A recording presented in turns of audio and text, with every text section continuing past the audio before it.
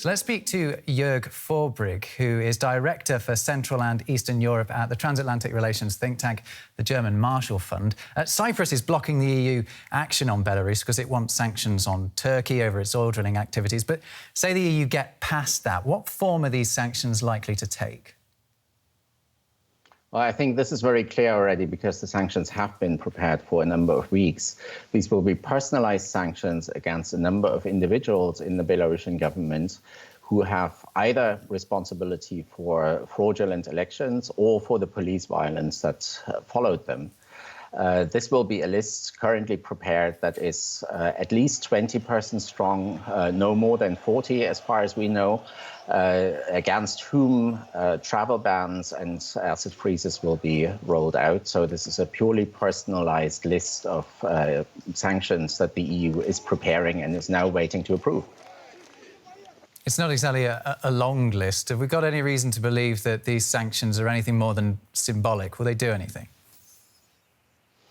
I think in the first place, this is symbolic. This is an important signal, certainly, to the Belarusian society, which feels that this expression of solidarity by the EU is much needed. A number of individual countries have already put together sanctions lists of a similar kind, much longer in most cases, like the Baltic states, Canada, the United Kingdom.